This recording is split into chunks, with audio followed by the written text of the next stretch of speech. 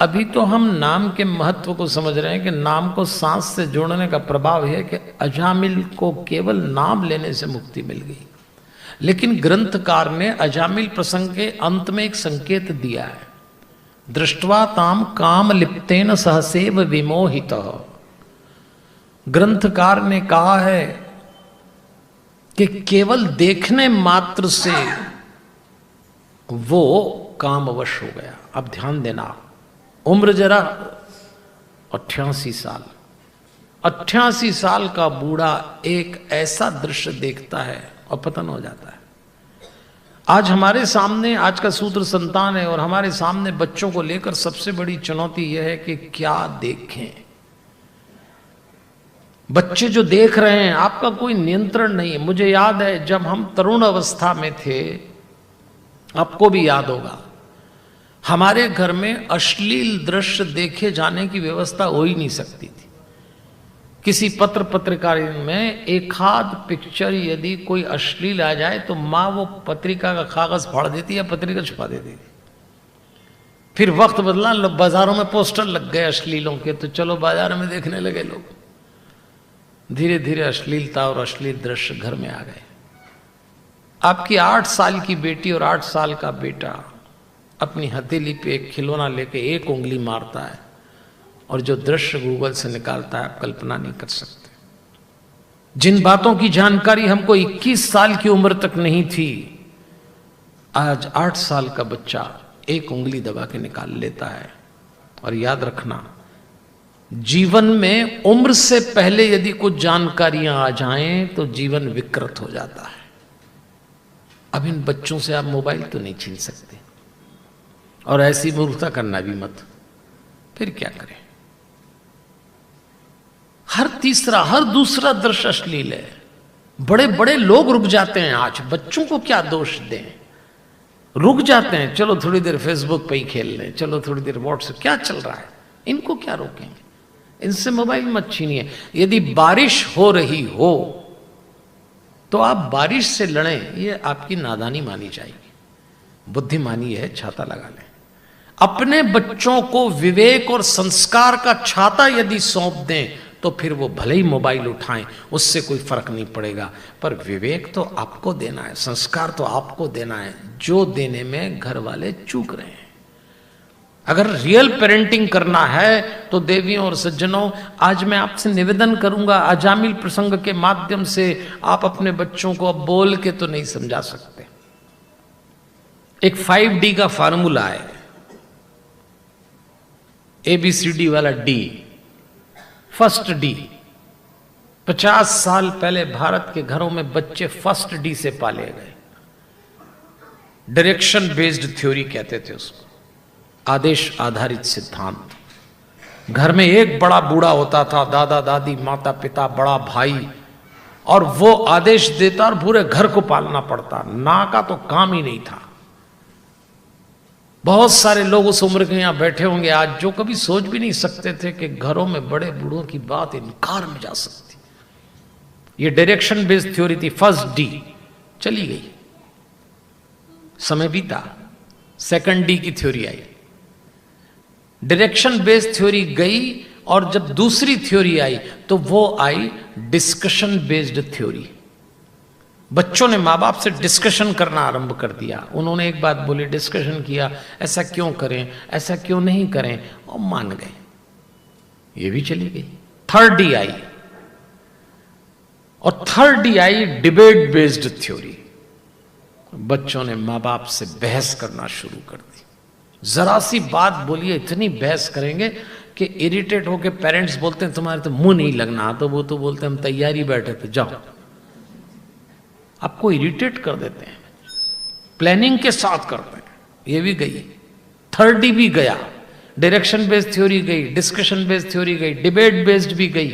अब आई deny based theory. Deny, no, इनकार तो ऐसा करते हैं बच्चे आजकल, बोल के देखो, चलो कथा में चलो, आज संडे, नो, चलो इस घर के कार्यक्रम में, नो, और ये भी गई। अब आई है फिफ्थ D, जो भारत के लिए बड़ी खतरनाक है। और ये जो फिफ्थ D थ्योरी है, यह है डाइवर्जन बेस्ड थ्योरी। देखते ही देखते भारत के घरों में बच्चे माँ बाप से डाइवर्ट हो गए। कई घरों में बच्चे माँ बाप के मुंह पे बोल रहे हैं, आप हमारे मामले में मत बोलिए, हम अपना निपट लेंगे, आप अपना देखिए। ये डाइवर्शन बेस्ड थ्योरी है। ये 5D से बच्चे पल रहे हैं, क्या करेंगे?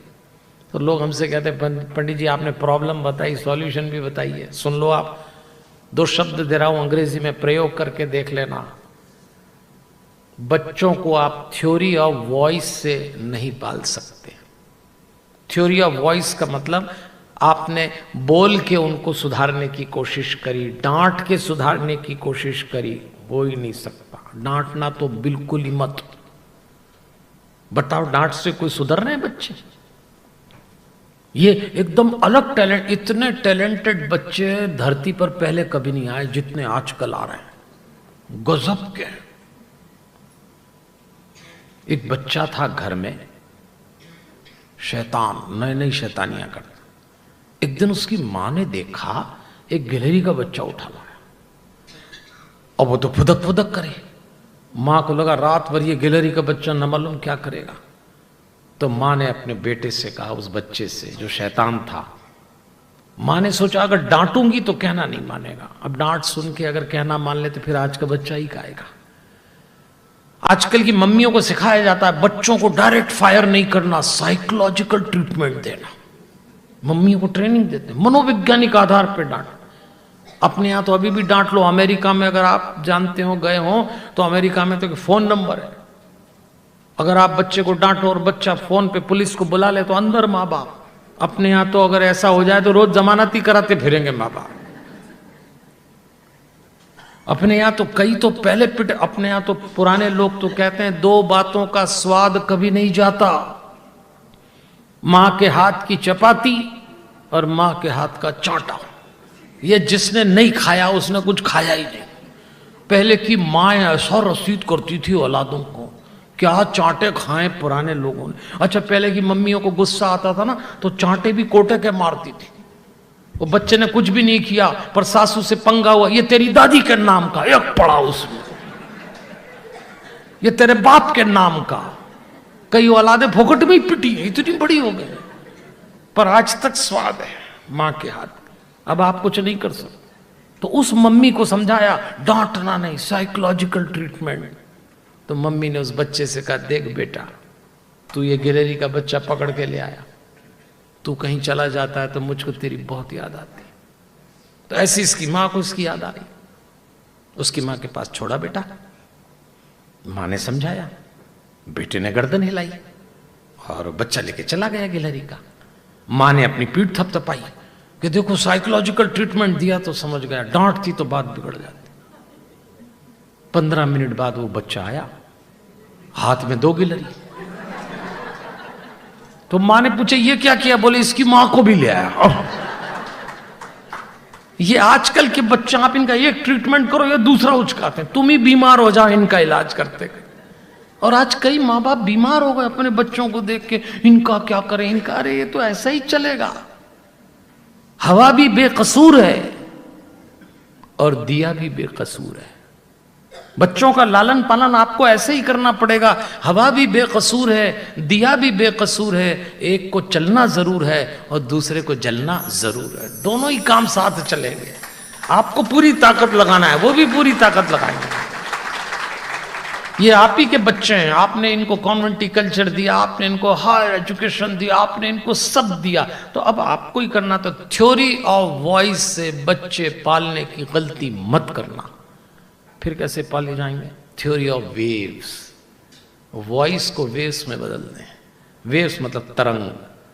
माता पिता के शरीर से 24 घंटे जो तरंगें निकलती हैं वो बच्चे कैच करते हैं, आप चाहें या ना चाहें। आपका बच्चा आपके पास हो तो भी कैच करेगा और 7 समुंदर पार हो तो भी कैच करेगा।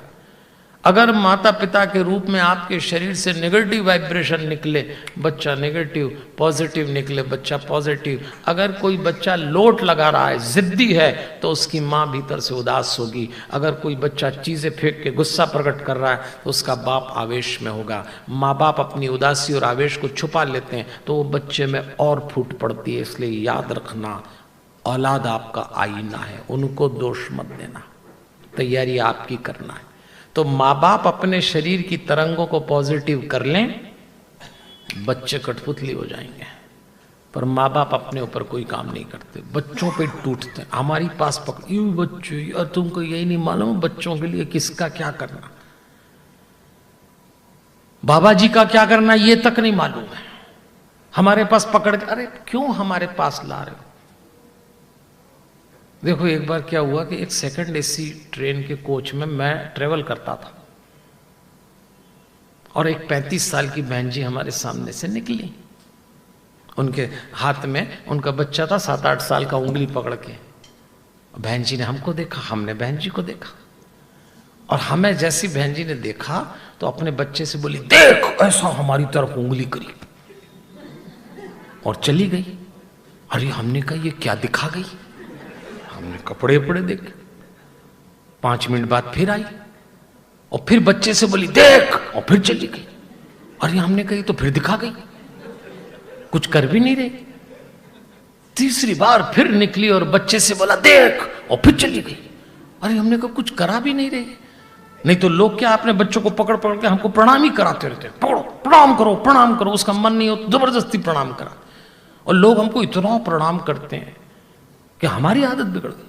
12:30 बजे तक अगर कोई 50 लोग हमको प्रणाम न करे तो 1 बजे हमारा भी पेट दुखता।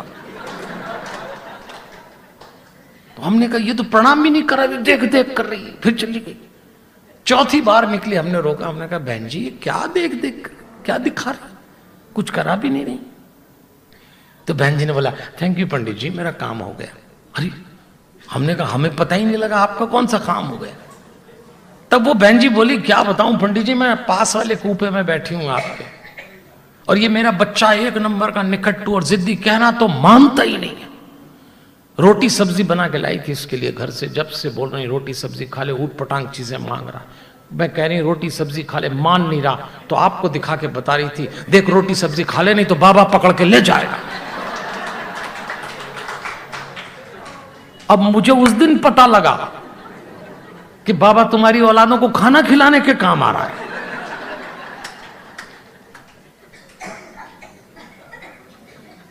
हमारे राजेश्वर आनंद जी इस घटना पर टिप्पणी करके कहा करते थे सावधान हो जाओ, जीवन में संत होने का मतलब समझो।